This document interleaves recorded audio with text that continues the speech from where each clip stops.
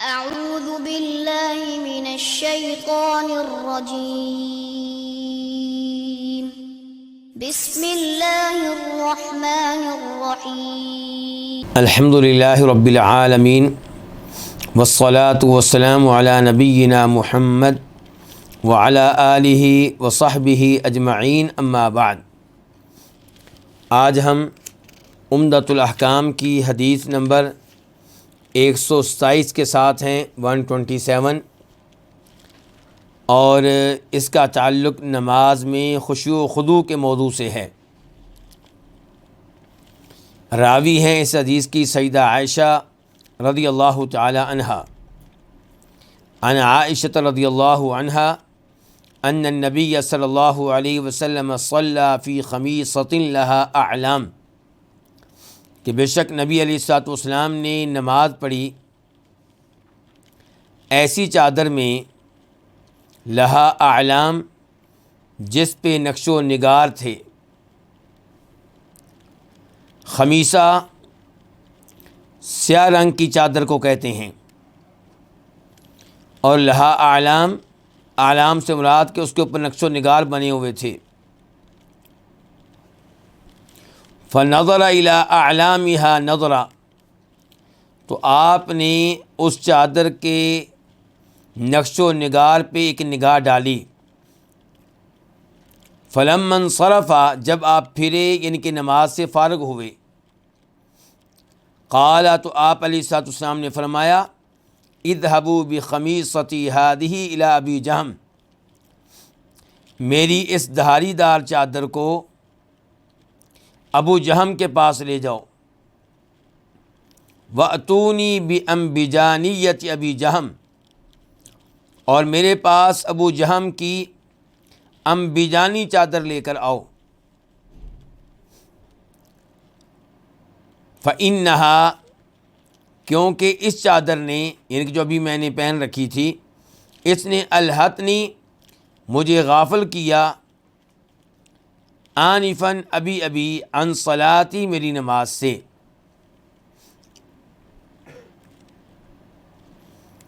ابو جہم کون ہیں؟ یہ ایک صحابی ہیں جن کا نام ہے عامر بن حذیفہ العدوی القرشی المدنی۔ فتح مکہ کے موقع پہ مسلمان ہوئے اور امیر المؤمنین جناب معاویہ کے زمانے میں فوت ہوئے۔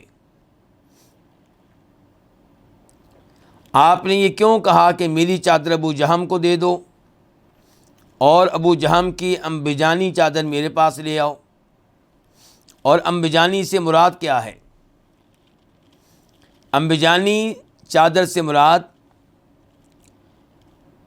ایک موٹی چادر جس پہ نقش و نگار نہیں تھے۔ یہ نام کیوں پڑا انبیجانی؟ یہ نام اصل میں نسبت ہے ایک علاقے کی طرف جس کا نام ہے انبیجان۔ تو چونکہ یہ چادریں وہاں پہ تیار ہوتی تھیں، اس لیے ان کو انبیجانی چادریں کہا جاتا تھا۔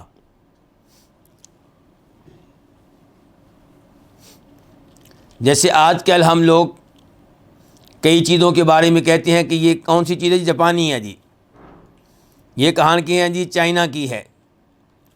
تو ایسے ہی یہ انبیجانی چادر تھی، اور یہ موٹی ہوا کرتی تھی اور اس پہ نقش و نگار نہیں ہوتے تھے۔ گویا کہ آپ نے کہا کہ میری نقش و نگار والی چادر لے جاؤ اور ابو جہم کی سادہ چادر وہ لے آؤ۔ ابو جہم کا اس موضوع سے کیا تعلق ہے؟ ابو جہم نے یہ چادر آپ کو تحفہ کے طور پہ پیش کی تھی، تو آپ علیہ الصلوۃ والسلام نے یہ پسند نہیں کیا کہ آپ اس کے ہدیہ کو ریجیکٹ کر دیں اور اس کا دل دکھے، وہ بیچارے پریشان ہوں، لیکن آپ نے اس تحفے کو تبدیل کروایا، کیونکہ وہ تحفہ آپ کی نماز کے لحاظ سے مناسب نہیں تھا۔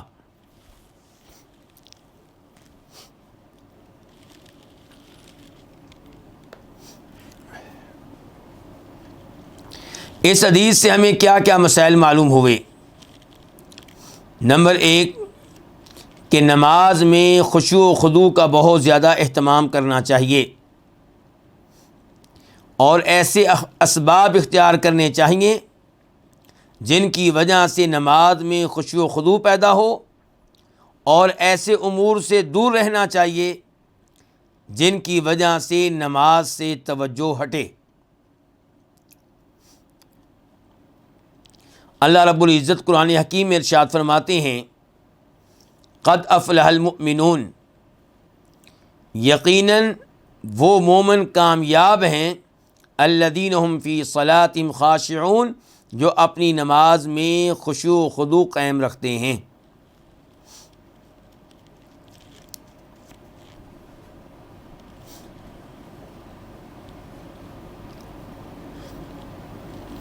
نمبر 2، اس سے یہ بھی پتہ چلا کہ اگر نماز میں انسان کی توجہ ہلکے سے وقت کے لیے نماز سے ہٹ جائے تو اس کی وجہ سے نماز باطل نہیں ہوتی۔ اب نبی علیہ السلام کی چادر پہ نگاہ پڑی ہے، جب نگاہ پڑی ہے تو نقش و نگار پہ توجہ گئی ہے، تو اس ہلکی سی توجہ کی وجہ سے نماز کے اوپر کوئی فرق نہیں پڑتا۔ البتہ اگر انسان مسلسل کسی اور چیز میں توجہ رکھے تو پھر نماز پہ فرق پڑ سکتا ہے، کبھی اجر و ثواب میں کمی آ سکتی ہے اور کبھی نماز باطل بھی ہو سکتی ہے۔ مثال کے طور پہ ایک آدمی، اس کی توجہ نماز کے علاوہ دیگر امور سے اس قدر رہی کہ اس نے امام کے پیچھے سورہ فاتحہ ہی نہیں پڑھی، ظہر کی دوسری رکعت میں کھڑا ہے اور اس کی توجہ اپنے کاروبار پہ ہے، دیگر امور پہ ہے، تاکہ امام صاحب رکوع میں چلے گئے، اس نے فاتحہ ہی نہیں پڑھی، تو اب اس کی نماز کا کیا حکم ہوگا؟ اس کی یہ رکعت باطل ہے، اب یا تو یہ رکعت دہرائی ورنہ نماز چلی جائے گی۔ نمبر 3، اس حدیث سے مسئلہ معلوم ہوا کہ مساجد سادہ ہونی چاہیے، مساجد میں ایسے نقش و نگار سے بچا جائے جس کی وجہ سے دوران نماز انسان کی توجہ نماز کی بجائے نقش و نگار کی طرف چلی جائے، نماز میں ایسی عبارتیں اور جملے لکھنے سے بچا جائے، ایسی تختیاں لٹکانے سے بچا جائے جن کی وجہ سے نماز کے خشوع و خضوع میں کمی آتی ہے۔ اگر آپ مسجد میں کچھ تحریریں لکھ کر لگانا چاہتے ہیں، طریقہ نماز لکھ کر لٹکانا چاہتے ہیں، تو یہ کام آپ مسجد کی پچھلی دیوار میں کر سکتے ہیں، لیکن سامنے والی دیوار میں کریں گے تو جو پہلی صف کے نمازی ہیں ان کی توجہ اس طرف جائے گی، نماز سے توجہ ہٹنے کا امکان ہے۔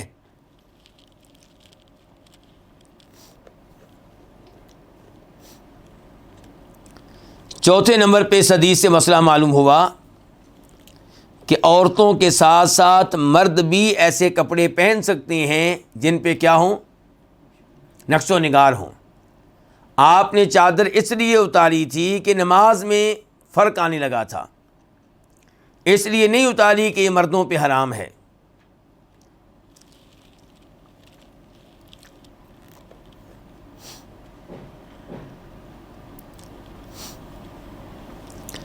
پانچویں نمبر پہ اس حدیث سے مسئلہ معلوم ہوا کہ اگر آپ کو کوئی ہدیہ دے تو اس کے ہدیے کو، تحفے کو، گفٹ کو قبول کریں،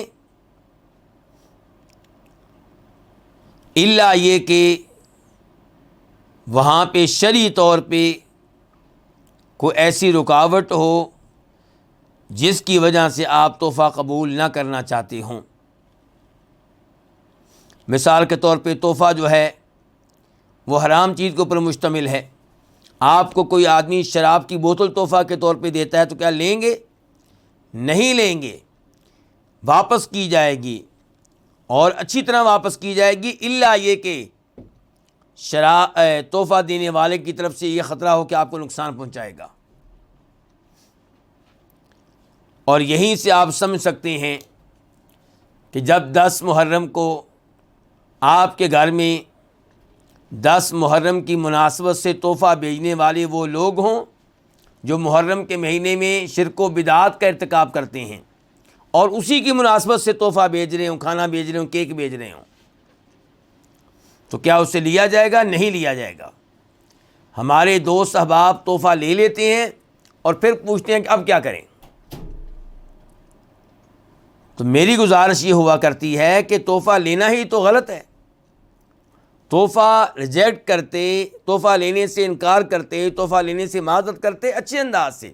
میں یہ نہیں کہتا کہ آپ ان سے لڑ پڑیں، میں یہ نہیں کہتا کہ آپ ان کو گریبان سے پکڑ لیں، میں یہ نہیں کہتا کہ آپ ان کے ساتھ بدتمیزی کریں، لیکن آپ اچھے الفاظ سے کہہ سکتے ہیں کہ ہمارے علماء نے بتایا ہے کہ ایسا تحفہ لینا جائز نہیں ہے، تو اس لیے میں یہ تحفہ لینے سے قاصر ہوں، کیونکہ نبی علیہ الصلوۃ والسلام کے دین سے اس معاملے کا کوئی تعلق نہیں ہے۔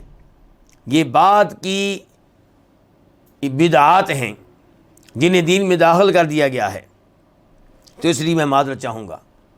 اور اگر آپ وہ تحفہ لے کے رکھ لیتے ہیں تو آپ نے اس کی حوصلہ افزائی کی ہے، آپ نے غلط کام میں اس سے تعاون کیا ہے، اور اللہ نے کیا کہا تھا؟ وَلَا تَعَاوَنُوا عَلَى الْإِثْمِ وَالْعُدْوَانِ، کہ گناہ کے کاموں میں تعاون کرنے کی اجازت نہیں ہے۔ اور یہ کم از کم مرحلہ ہے جو میں نے آپ کو بتایا ہے، ورنہ اصولی طور پہ تو میں یہ کہنا چاہوں گا کہ آپ کے گھر میں یہ تحفہ آیا کیوں؟ اس نے جرت کیسے کر لی آپ کو یہ تحفہ دینے کی؟ اس کا مطلب یہ ہے کہ آپ نے کبھی اپنا عقیدہ اس کے سامنے واضح نہیں کیا، اس کے غلط عقیدے کی غلطی آپ نے اس کے سامنے رکھی ہی نہیں، اس لیے وہ آپ کے گھر میں تحفہ بھیج رہا ہے۔ اگر اس کو پتہ ہو کہ آپ ایسی چیزوں کو ناپسند کرتے ہیں، ان سے روکتے ہیں، ان سے منع کرتے ہیں، تو وہ آپ کو کبھی بھی یہ تحفہ نہ بھیجے۔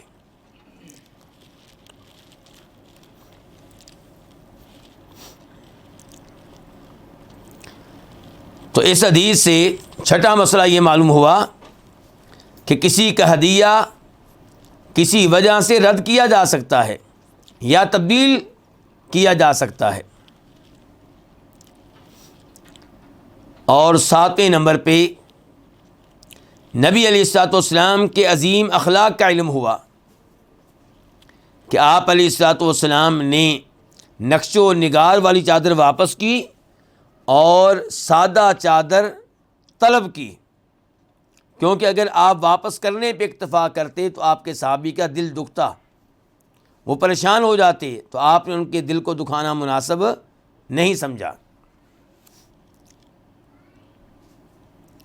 چونکہ اس حدیث کا بنیادی موضوع کیا ہے؟ نماز میں خشوع و خضوع، اس لیے یہاں پہ امام ابن تیمیہ رحمہ اللہ کی ایک عبارت آپ کے سامنے رکھنا چاہوں گا جو اس موضوع پہ بہت ہی مفید ہے۔ امام صاحب کہتے ہیں کہ اس میں کوئی شک و شبہ نہیں ہے کہ نماز میں وسوسے جس قدر کم ہوں گے نماز اسی قدر زیادہ کامل ہوگی۔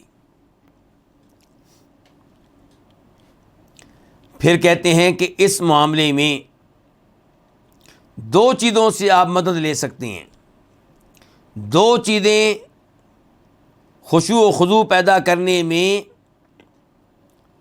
بنیادی حیثیت رکھتی ہیں۔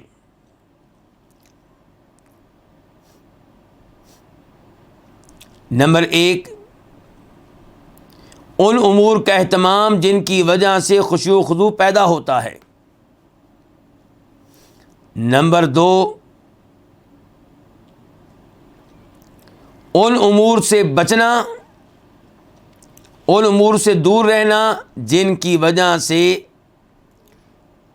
نماز سے توجہ ہٹتی ہے، خشوع و خضوع کم ہوتا ہے۔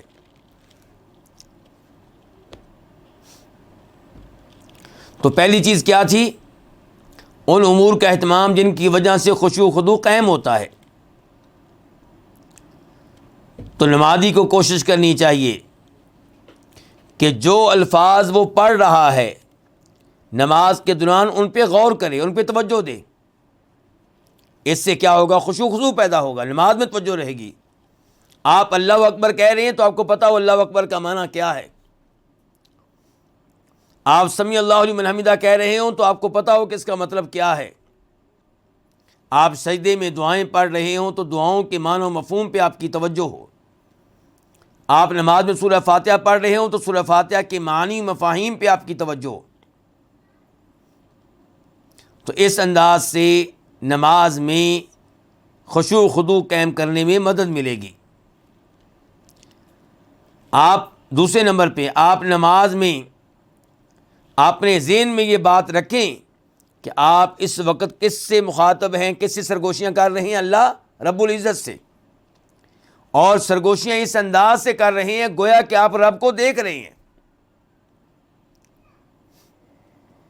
جبکہ اللہ کو دنیا میں دیکھنا ممکن نہیں ہے. اسی جانب اشارہ کرتے ہوئے فرمایا تھا نبی علیہ الصلوۃ والسلام نے, الاحسان ان تعبد اللہ کأنک تراہ فإن لم تکن تراہ فإنہ یراک. احسان یہ ہے, عبادت میں پختگی اور عمدگی اور حسن و جمال یہ ہے کہ آپ اللہ کی یوں عبادت کریں گویا کہ آپ اللہ کو دیکھ رہے ہیں.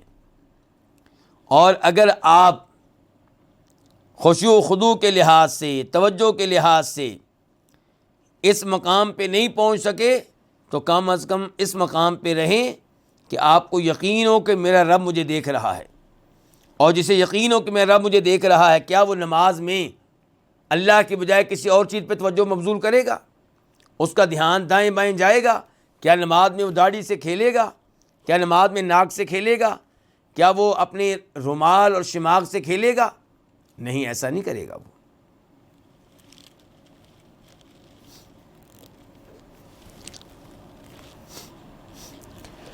اور یہ امور آپ میں پیدا ہوں گے, ان کو خشوع و خضوع پیدا کرنے والے امور تب پیدا ہوں گے جب آپ کا ایمان مضبوط ہوگا. جس قدر ایمان مضبوط ہوگا اسی قدر یہ چیزیں آپ میں پائی جائیں گی. اور وہ امور جن سے ایمان بڑھتا ہے, جن سے ایمان کو تقویت ملتی ہے, وہ کیا ہیں؟ دل میں اللہ کی معرفت ہو, آپ اللہ کے ناموں کو جانتے ہوں, اللہ کی صفات کو جانتے ہوں, دل میں اللہ کی محبت ہو, دل میں رب کا خوف ہو, اور اللہ رب العزت کے اوپر امیدیں بھی ہوں, آپ اللہ کی ایک ایک بات کو درست سمجھنے والے ہوں, قرآن کی ایک ایک آیت کے اوپر آپ کا یقین ہو. اب ان امور میں لوگ مختلف ہوتے ہیں, کسی کے دل میں اللہ کی معرفت کم ہے, کسی کے ہاں زیادہ ہے, کسی کے دل میں اللہ کی محبت کم ہے, کسی کے ہاں زیادہ ہے, کوئی اللہ سے زیادہ ڈرنے والا, کوئی کم ڈرنے والا ہے, کوئی اللہ تعالیٰ کی آیتوں اور قرآن پہ ایمان زیادہ پختہ رکھتا ہے, کسی میں کچھ کمی پائی جاتی ہے. تو جس قدر آپ ان امور میں مضبوط ہوں گے اسی قدر زیادہ آپ کی نماز میں خشوع و خضوع پیدا ہوگا. تو اس سے یہ بھی پتہ چلا کہ دین پڑھتے رہنا چاہیے, قرآن پڑھتے رہنا چاہیے, احادیث کا مطالعہ جاری رہنا چاہیے, اللہ کے ناموں اور صفات کے اوپر گفتگو ہوتی رہنی چاہیے.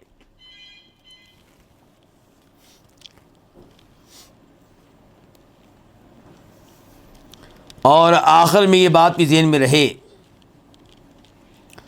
کہ یہ سب چیزیں اللہ کی مدد کے بغیر ممکن نہیں ہیں. اس لیے انسان اللہ سے مدد مانگے, کیا؟ ربی اعنی علی ذکرک و شکرک و حسن عبادتک.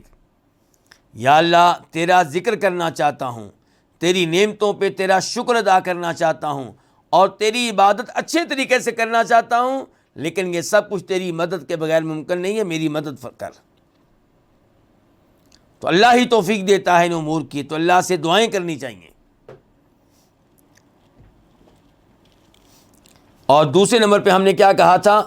ان امور سے بچنا جو خشوع و خضوع میں کیا ہے؟ رکاوٹ ہیں, جن کی وجہ سے خشوع و خضوع اٹھ جاتا ہے, چلا جاتا ہے. اور وہ کیا ہے؟ نماز میں آنے والے خیالات, نماز میں آنے والے وسوسے,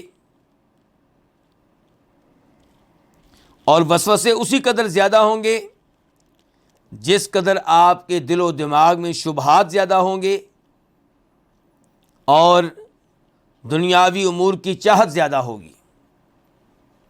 اگر آپ بیگم کو، بچوں کو، کاروبار کو بہت زیادہ اہمیت دینے والے ہیں، اللہ سے بڑھ کر اہمیت دینے والے ہیں، تو ظاہر ہے کہ نماز میں آپ کی توجہ دائیں بائیں ہوگی.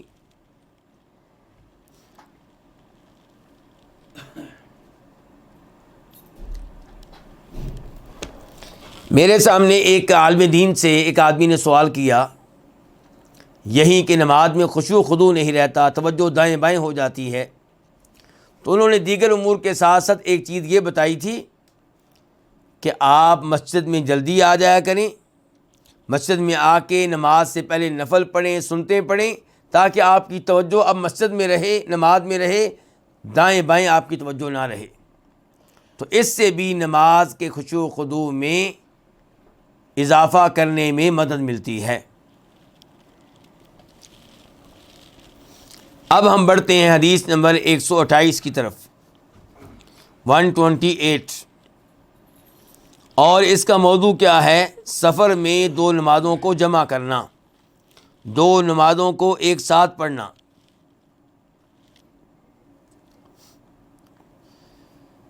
عن عبداللہ ابن عباس رضی اللہ عنہما، روایت ہے جناب عبداللہ ابن عباس رضی اللہ عنہما سے، قال، انہوں نے کہا، کان رسول اللہ صلی اللہ علیہ وسلم یجمع فی السفر بین صلاۃ الظہر والعصر اذا کان علی ظہر سیر، کہ نبی صلی اللہ علیہ وسلم سفر میں ظہر اور عصر کی نماز کو جمع کر لیتے تھے. کب؟ جب آپ حالت سفر میں ہوتے، جب آپ سواری کی پشت پہ ہوتے، جب سفر جاری ہوتا. وَيَجْمَعُ بَيْنَ الْمَغْرِبِ وَالْعِشَاءِ، اور آپ مغرب اور عشاء کی نمازوں کو بھی جمع کر لیتے تھے. اس حدیث کو روایت کیا امام بخاری نے، نمبر ہے 1107 1107، لیکن اس روایت کو امام بخاری بطور معلق لے کر آئے ہیں، یعنی کہ موصول نہیں ہے. یعنی کہ امام بخاری نے جن سے حدیث لی ہے ان کا تذکرہ موجود نہیں ہے، لیکن امام مسلم اس کو بطور موصول لے کر آئے ہیں. وہاں پہ نمبر ہے 705 705. اس لیے یہ حدیث صحیح ہے، حدیث کے صحیح ہونے میں کوئی شک و شبہ نہیں ہے.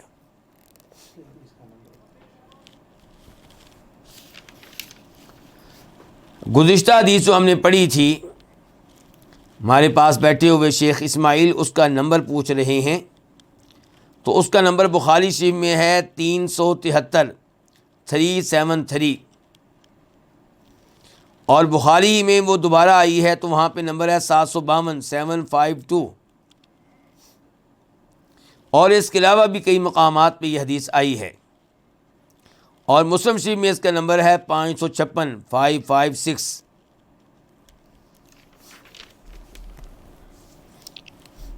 اور جو ابھی حدیث ہم نے پڑھی ہے، اب اس کی وضاحت کی طرف آتے ہیں. سفر کے دوران نماز جمع کرنے کا کیا حکم ہے؟ اس بارے میں پہلا قول یہ ہے کہ ظہر اور عصر ان دو نمازوں کو جمع کیا جا سکتا ہے، مغرب اور عشاء کو جمع کیا جا سکتا ہے، اور جمع تقدیم بھی جائز ہے، جمع تاخیر بھی جائز ہے. کیا مطلب ہے اس کا؟ مطلب یہ ہے کہ آپ ظہر کی نماز ظہر کے وقت میں پڑھیں اور ساتھ ہی عصر کی نماز پڑھ لیں. یہ کون سی جمع ہوگی؟ جمع تقدیم، یعنی کہ آپ نے عصر کو اس کے وقت سے پہلے پڑھا ہے. اور دوسری شکل یہ ہے کہ آپ ظہر کی نماز کو لیٹ کر دیں، سفر اپنا جاری رکھیں، اور عصر کے وقت آپ کہیں پہ ٹھہریں اور وہاں پہ پہلے آپ ظہر کی نماز پڑھیں پھر آپ عصر کی پڑھیں. اس کو کیا کہیں گے؟ جمع تاخیر، کیونکہ آپ نے ظہر کو اس کے وقت سے لیٹ کر دیا ہے. یہی صورتحال مغرب اور عشاء کی ہے کہ ان میں بھی جمع تقدیم بھی جائز ہے، جمع تاخیر بھی. جمع تقدیم کیا ہے کہ آپ مغرب کی نماز کے لیے کہیں پہ رکیں اور ٹھہریں اور اس کے ساتھ ہی عشاء کی نماز پڑھ لیں. اور دوسری شکل یہ ہے کہ آپ مغرب کے وقت نہ رکیں, سفر جاری رکھیں, اور عشاء کے وقت آپ کہیں پہ ٹھہریں اور رکیں, اور پہلے آپ مغرب کی نماز پڑھیں پھر عشاء کی پڑھیں, لیکن عشاء کے وقت میں. اس کو کیا کہیں گے؟ جمع تاخیر. تو یہ دونوں طرح کی جمع جائز ہے, تقدیم بھی تاخیر بھی. یہ موقف کس کا؟ امام شافعی کا, امام احمد کا, امام ثوری کا. ان کے دلائل کیا ہیں؟ ان کے دلائل میں پہلے نمبر پہ یہی حدیث جو ابھی ہم نے پڑھی ہے, یعنی کہ حدیث عبداللہ ابن عباس.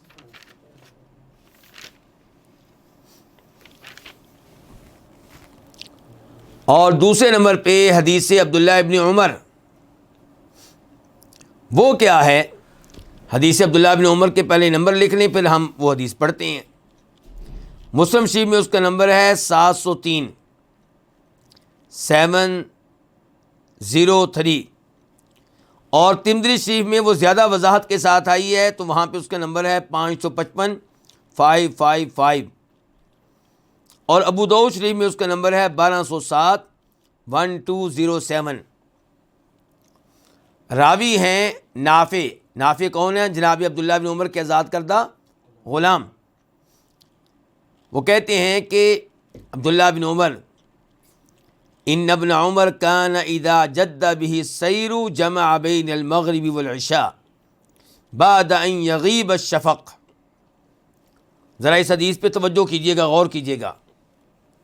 کہتے ہیں کہ عبداللہ بن عمر جب سفر کی حالت میں ہوتے, سفر جاری ہوتا, سفر کی تیزی میں ہوتے, تو مغرب اور عشاء کی نماز کو جمع کرتے. کیسے جمع کرتے؟ کب کرتے؟ شفق غائب ہونے کے بعد.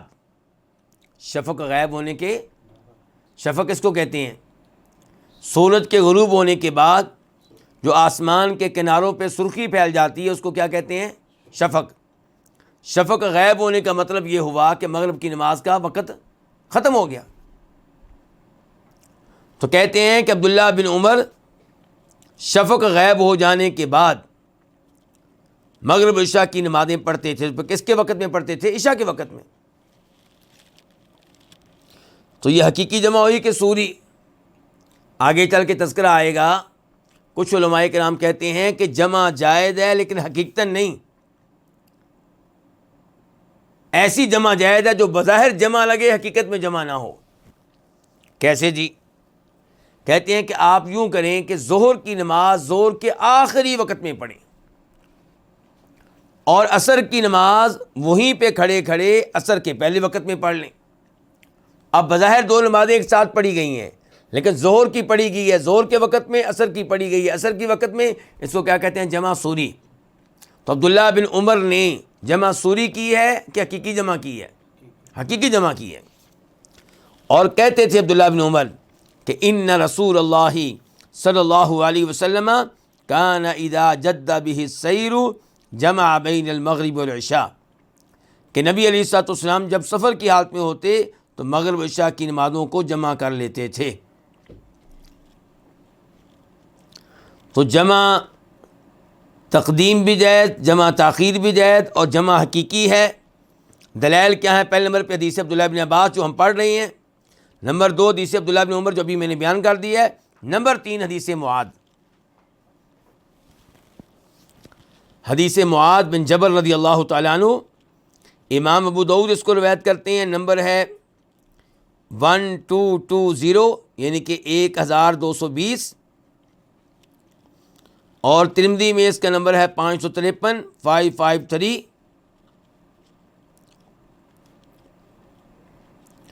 اور ابو داؤد ہی میں اس کا نمبر ہے مزید 1208 1208.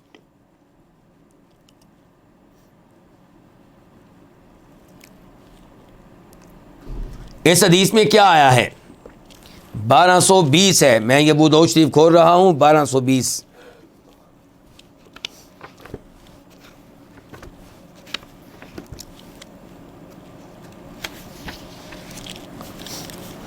معاذ بن جبل کہتے ہیں ان النبی صلی اللہ علیہ وسلم کان فی غزوۃ تبوک کہ نبی علیہ الصلوۃ والسلام غزوہ تبوک میں تھے. غزوہ تبوک میں ادھر تحال قبل ان تزیغ الشمس، غزوہ تبوک میں جب آپ کوچ کرتے، سفر کے لیے نکلتے، سورج ڈھلنے سے پہلے. سورج ڈھلنے سے پہلے کا مطلب یہ ہے کہ ابھی زور کا وقت شروع نہیں ہوا، زوال نہیں ہوا. تو کیا کرتے؟ اخر الظہر، زور کی نماز کو لیٹ کر دیتے. حتی یجمعها الی العصر، یہاں تک کہ اسے عصر کے ساتھ جمع کر لیتے. فیصلیہما جمیعا، تو دونوں نمازوں کو ایک ساتھ پڑھتے. یہ کون سی جمع ہو گئی؟ جمع تاخیر. جمع تاخیر، زور کی نماز کو لیٹ کیا اور عصر کے وقت میں عصر زور کو ایک ساتھ پڑھ لیا. وَإِذَا ارْتَحَلَ بَعْدَ زَيْغِ الشَّمْسِ، اور جب وہ سفر کے لیے نکلتے سورج ڈھلنے کے بعد، تو صلی الظہر والعصر جمیعا، تو ظہر عصر کی نماز کو اکٹھا کر لیتے. یعنی کہ نکلنے سے پہلے کیا کرتے؟ ظہر کے وقت میں پہلے ظہر کی نماز پڑھتے، پھر عصر کی، ثم سارا، پھر چلتے سفر کے لیے. وکان اذا ارتحل قبل المغرب، اور جب آپ کوچ کرتے، نکلتے مغرب سے پہلے، تو اخر المغرب، مغرب کو لیٹ کرتے. حتی یصلیھا مع العشاء، یہاں تک کہ مغرب کی نماز کو عشاء کے ساتھ پڑھتے. یہ کون سی ہوگی؟ جمع سوری، جمع تاخیر کس کی؟ مغرب عشاء کی. وَإِذَا ارْتَحَلَ بَعْدَ الْمَغْرِبِ، اور جب وہ نکلتے مغرب کے بعد، تو عجل العشاء، تو عشاء کی نماز کو جلدی پڑھتے. فصلاھا مع المغرب، تو اسے مغرب کے ساتھ ہی پڑھ لیتے. اب کیا ہو گئی؟ جمع تقدیم، یعنی کہ مغرب کے ساتھ ہی عشاء کی نماز پڑھ لی گئی. تو یہ دونوں طرح ثابت ہے. اب 1208 حدیث کی طرف آ جائیں. 1208.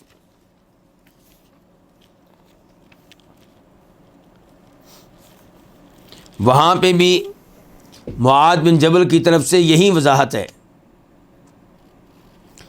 اور یہ دونوں حدیثیں انہیں شیخ البانی رحمہ اللہ اور دیگر بہت سے ائمہ کرام نے صحیح قرار دیا ہے.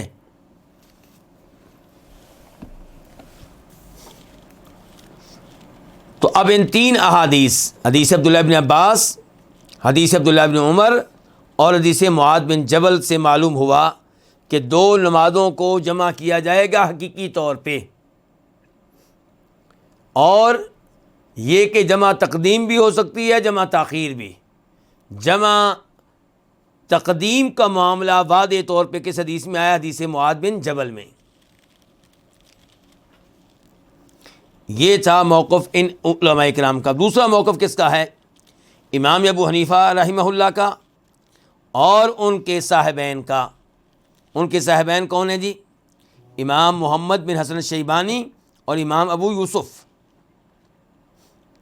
ان کا موقف یہ ہے کہ دو نمازیں جمع کرنی جائز نہیں ہیں.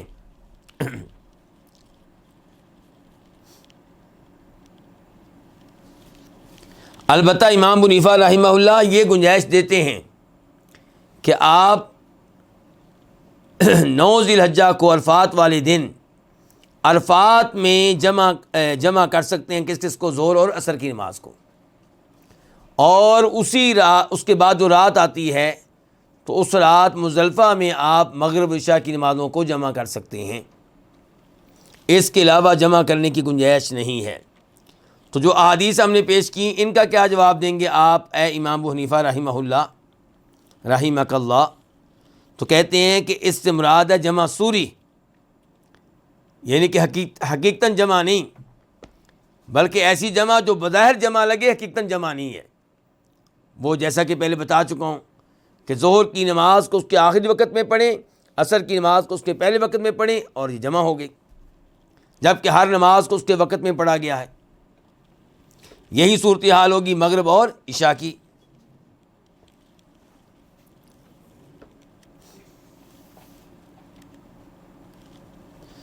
لیکن یہ خواہ مخواہ کا ایک تکلف ہے. احادیث سے یہ معنی جمع کا ہمیں معلوم نہیں ہوتا. احادیث سے ہمیں حقیقی جمع کے بارے میں پتہ چلتا ہے. اور ویسے بھی دو نمازیں جمع کرنے کا جو مقصد ہے وہ کیا ہے؟ اپنے آپ کو سہولت دینا. شریعت نے رخصت کیوں دی؟ تاکہ لوگوں کو سہولت ملے. سفر میں لوگ پریشان ہوتے ہیں تو دو نمازیں ایک وقت میں پڑھ لیں گے تو ان کے لیے نمازیں پڑھنا آسان ہو جائے گا. اور اگر جمع اس شکل میں کرنی ہے تو یہ لوگوں کو سہولت دینا نہیں ہے بلکہ لوگوں کو مشقت میں ڈالنا ہے. عام آدمی بیچارہ کیسے طے کرے گا کہ کب ظہر کا آخری وقت ہے، کب عصر کا پہلا وقت ہے، خصوصاً اس زمانے میں جب یہ نمازوں کے اوقات کے کیلنڈر نہیں ہوتے تھے.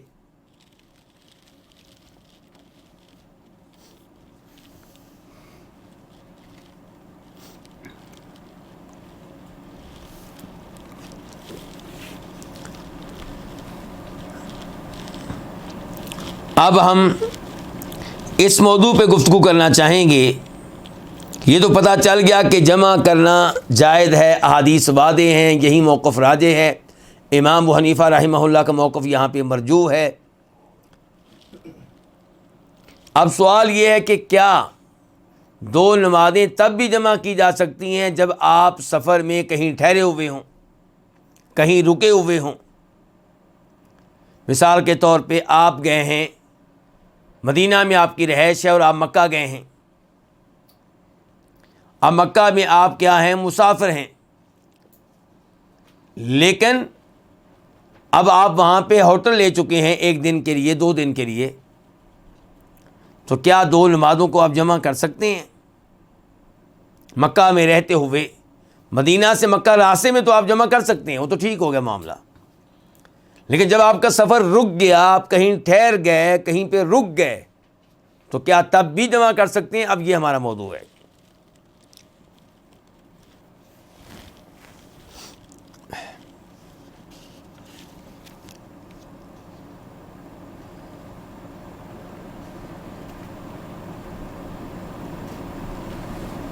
جمہور کا موقف یہ ہے کہ آپ دونوں صورتوں میں جمع کر سکتے ہیں. سفر جاری ہو تب بھی اور سفر میں کہیں پہ رکے ہوئے ہیں تو تب بھی. دلیل جناب معاذ بن جبل کی حدیث ہے جو آپ کے سامنے رکھی گئی.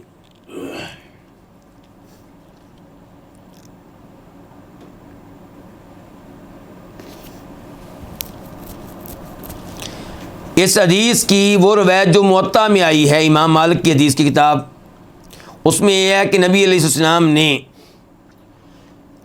ایک دن غزوہ تبوک کے موقع پہ نماز کو لیٹ کیا.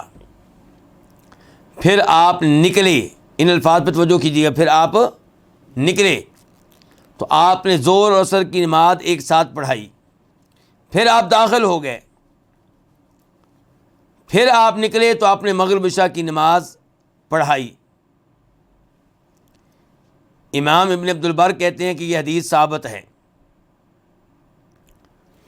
تو ان الفاظ سے کیا پتہ چلا کہ آپ کا سفر جاری تھا یا کہیں پہ رکے ہوئے تھے؟ نکلنا، داخل ہونا، یہ کس میں ہے؟ کسی خیمے میں. خیمے سے نکلے، خیمے میں داخل ہوئے، اس کا مطلب یہ کہیں ٹھہرے ہوئے ہیں. تو پھر بھی نمازیں جمع کی ہیں، اس کا مطلب یہ ہے کہ جب آپ حالت سفر میں کسی شہر میں، کسی گاؤں میں، کسی محلے میں رکے ہوئے ہیں تب بھی نمازیں جمع کر سکتے ہیں. لیکن یہ تب ہوگا جب آپ کی ایک پوری ٹیم ہے، ایک جماعت ہے، جیسے اللہ کے نبی علیہ السلام صحابہ کرام سفر کیا کرتے تھے. لیکن اگر آپ شہر میں ہیں، وہاں پہ اذانیں ہوتی ہیں، جماعت کرائی جاتی ہے، مؤذن اذان دیتے ہوئے کہہ رہا ہے حی علی الصلاۃ، تو پھر آپ کی کوشش یہی ہونی چاہیے کہ آپ ہر نماز مسجد میں جماعت کے ساتھ ادا کریں. لیکن اگر کبھی سفر کی وجہ سے، سفر کی تھکاوٹ کی وجہ سے آپ جمع کر لیتے ہیں تو انشاءاللہ اس میں کوئی حرج نہیں ہے.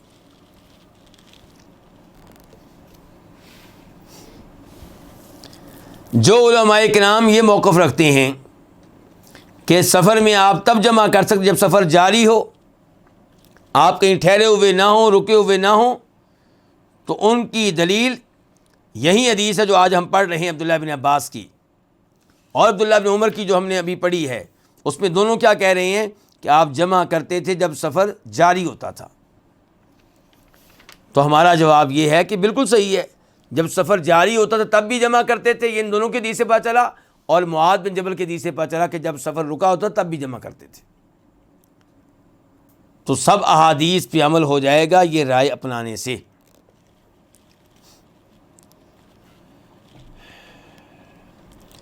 یہاں پہ ایک اور بھی ہمارا مسئلہ ہے کہ سفر میں جمع کیوں کرتے ہیں نماز. کیا اس کی وجہ سفر ہے یا اس کی وجہ کوئی ضرورت اور حاجت ہے؟ تو جمہور علماء کرام کا, امام شافعی, امام احمد کا موقف یہ ہے کہ سفر میں جمع تقدیم و تاخیر کی جو رخصت دی گئی ہے اس کی وجہ سفر ہے.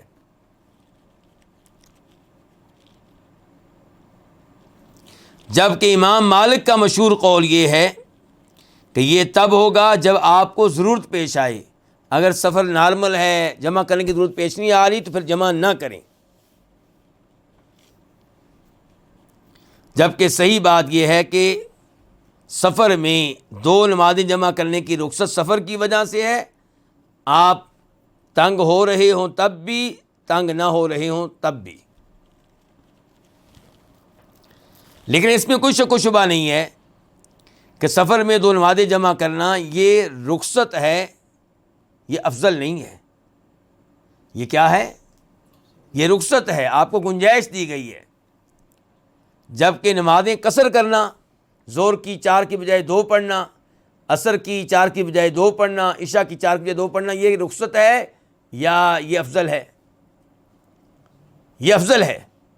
ظہر کی آپ 4 کی بجائے 2 پڑھیں سفر میں, عصر کی 4 کی بجائے 2 پڑھیں, عشاء کی 4 کی بجائے 2 پڑھیں, یہی افضل ہے. بلکہ کئی علماء کرام نے اس کو واجب قرار دیا ہے, جس کا مطلب یہ ہے کہ آپ ظہر کی 4 پڑھ ہی نہیں سکتے سفر میں. لیکن جہاں تک تعلق ہے جمع کرنے کا, تو یہ رخصت ہے, آپ قبول کریں اچھی بات ہے. قبول نہیں کرتے یا آپ سمجھتے ہیں کہ میں ہر نماز اپنے وقت پہ پڑھ رہا ہوں, مجھے کوئی مسئلہ نہیں ہے, تو اس میں کوئی حرج نہیں ہے. لیکن جو جمع کریں ان کو منع کرنا, ان کے اوپر تنقید کرنا, ان پہ اعتراض کرنا, یہ غلط ہے, کیونکہ آپ کا موقف تب صحیح حدیث کے خلاف ہوگا.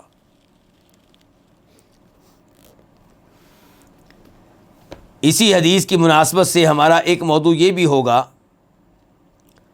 کہ کیا کسی سفر کے علاوہ کسی اور وجہ سے بھی نماز جمع کی جا سکتی ہے؟ جواب یہ ہے کہ بالکل نماز جمع کی جا سکتی ہے. بارش کی وجہ سے نماز جمع کی جا سکتی ہے, خوف کی وجہ سے, دشمن کا خوف ہے یا کسی اور چیز کا خوف ہے. بارش کی وجہ سے جمع کی جا سکتی ہے. کیا دلیل ہے اس کی؟ اس کی دلیل عبداللہ ابن عباس کی حدیث, اس کا نمبر ہے مسلم شریف میں 705 705. اس میں کہتے ہیں کہ نبی علیہ الصلوۃ والسلام نے مدینہ میں رہتے ہوئے, کہاں رہتے ہوئے؟ مدینہ میں رہتے ہوئے مغرب اور عشاء کی نمازوں کو جمع کیا, ظہر عصر کی نمازوں کو جمع کیا, جب کہ کوئی خوف نہیں تھا اور کوئی بارش بھی نہیں تھی. اچھا, ایک تو عبداللہ بن عباس نے بتا دیا کہ مدینہ میں رہتے ہوئے, یعنی کہ سفر نہیں تھا. تو کہنا یہ چاہتے ہیں کہ سفر کی وجہ سے نمازیں جمع کرنا, وہ تو بات سمجھ میں آتی ہے. لیکن اس موقع پہ سفر نہیں تھا, مدینہ میں تھے, اور کہہ رہے ہیں کہ بارش کی وجہ سے بھی نماز جمع نہیں ہوئی. اس کا مطلب یہ ہے کہ بارش کی وجہ سے نماز جمع کی جا سکتی ہے, لیکن جس واقعے کا تذکرہ عبداللہ ابن عباس کر رہے ہیں اس میں بارش نہیں تھی. اور اس حدیث کا تیسرا مطلب یہ ہے کہ خوف کی وجہ سے نمازیں جمع کی جا سکتی ہیں, لیکن جس واقعے کا تذکرہ عبداللہ ابن عباس کر رہے ہیں اس موقع پہ خوف بھی نہیں تھا. تو پھر کیا تھا؟ یہ سوال ہے. ہمارے بہت سے سلفی اور اہل حدیث طالب علم یہ سمجھتے ہیں کہ شاید مغرب اور عشاء کی اور ظہر عصر کی نمازیں بغیر کسی وجہ کے, بغیر کسی مجبوری کے جمع کی جا سکتی ہیں. نہیں میرے بھائیوں, ایسا نہیں ہے. اللہ نے جہاں نماز فرض کی ہے, یہ بھی فرض کیا ہے کہ ہر نماز کو اس کے وقت پہ پڑھا جائے. ان الصلاۃ کانت علی المؤمنین کتابا موقوتا. تو پھر اس حدیث کا مطلب کیا ہے؟ اس حدیث کا مطلب عبداللہ ابن عباس سے پوچھ لیں آپ.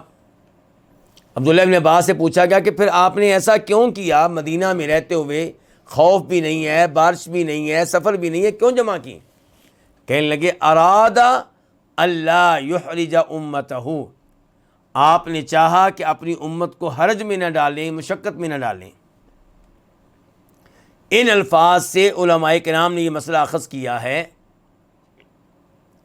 کہ اس سے پتہ چلا کہ نماز سفر کی وجہ سے جمع ہو سکتی ہے، بارش کی وجہ سے جمع ہو سکتی ہے، خوف کی وجہ سے جمع ہو سکتی ہے، اور کسی چوتھے سبب کی وجہ سے، چوتھے عذر کی وجہ سے بھی جمع ہو سکتی ہے، جو عذر ایسا معقول عذر ہو کہ اگر آپ نے وہاں پہ نمازیں جمع نہ کیں تو آپ کو انتہائی مشقت کا سامنا کرنا پڑے گا. اس کی مثال کیا ہے؟ مثال کے طور پہ ایک طالب علم ہے، اس کا کوئی ٹیسٹ ہے، کوئی امتحان ہے ضروری، میڈیکل کا، کسی یونیورسٹی میں انٹری ٹیسٹ ہے، لمبا ہے، طویل ہے، اور اس کو بتا دیا گیا ہے کہ آپ کا یہ ٹیسٹ شروع ہوگا دن کے 2 بجے اور ختم ہوگا کب؟ مغرب کے بعد. اب کس نماز کا مسئلہ ہے؟ عصر کا. اب اگر ہم اسے کہتے ہیں کہ عصر کی نماز کو اپنے وقت پہ پڑھنا ہے، قضا کرنے کی اجازت نہیں ہے، جمع کرنے کی اجازت نہیں ہے، تو اسے انتہائی مشقت کا سامنا کرنا پڑے گا. اگر وہ واقعی نماز کو اہمیت دینے والا ہے، اس کے لیے تو امتحان دینا ہی مشکل ہو جائے گا. یہاں پہ ہم اس سے کہیں گے کہ تم جمع کر لو عصر کی نماز کو کس کے ساتھ؟ زور کے ساتھ. اور اگر اس کو یہ بتایا گیا ہے کہ آپ کا امتحان شروع ہوگا دن کے 11 بجے اور آپ نکلیں گے امتحانی ہال سے، امتحانی سینٹر سے شام 5 بجے، مغرب سے کچھ دیر پہلے، تو اب مسئلہ کس نماز کا بنے گا؟ ظہر کا. تو ہم اس سے کہیں گے کہ جب تم امتحانی سینٹر سے باہر نکلو گے تب ظہر عصر کی نمازوں کو جمع کر کے پڑھ لینا. یہ ایک مثال دی ہے. ایسی آپ مثال لے لیں برف باری کی. اب برف باری کی وجہ سے نماز جمع کرنا حدیث میں تذکرہ نہیں آیا، بارش کا آ گیا، جبکہ بارش کے زیادہ خطرناک معاملہ کس کا ہے؟ برف باری کا. تو ہم کہیں گے یہ معقول عذر ہے، اس میں آپ کو نماز جمع کرنے کی اجازت ہے، کیونکہ جمع کرنے کی اجازت نہیں دیں گے تو آپ کو مشقت کا سامنا کرنا پڑے گا. ایک ڈاکٹر صاحب ہیں، انہوں نے مریض کے آپریشن کے لیے آپریشن ہال میں داخل ہونا ہے، اور چونکہ مریض کی زندگی کا مسئلہ ہے تو اس لیے ان کو اجازت نہیں ملے گی درمیان میں نماز پڑھنے کی، اور داخل انہوں نے مثال کے طور پہ ظہر کے بعد نکلنا ہوگا مغرب کے بعد، تو ان سے بھی ہم کہیں گے نمازیں جمع کر لیں. تو ایسی صورتحال میں جب 2 نمازیں جمع نہ کریں تو مشقت کا سامنا کرنا پڑے تو نمازیں جمع کرنے کی اجازت ملے گی، ورنہ عام طور پہ بغیر عذر کی نماز جمع کرنے کی اجازت نہیں ہے.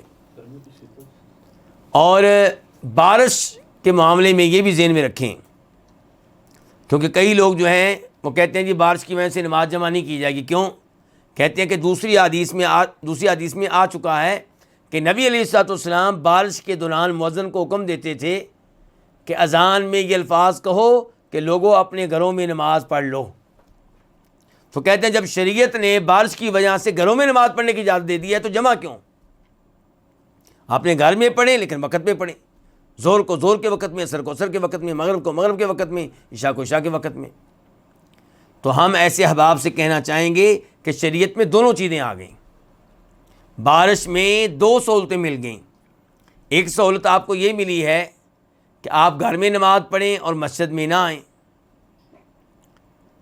تو پھر آپ ظہر کو ظہر کے وقت میں پڑھ لیں، عصر کو عصر کے وقت میں پڑھ لیں. اور دوسری سہولت یہ ہے کہ آپ مسجد میں آئیں اور پھر مسجد میں 2 نمازوں کو کیا کر لیں؟ جمع کر لیں. یہ مفہوم جو ہے اس کی تائید صحابہ کرام کے عمل سے بھی ہوتی ہے.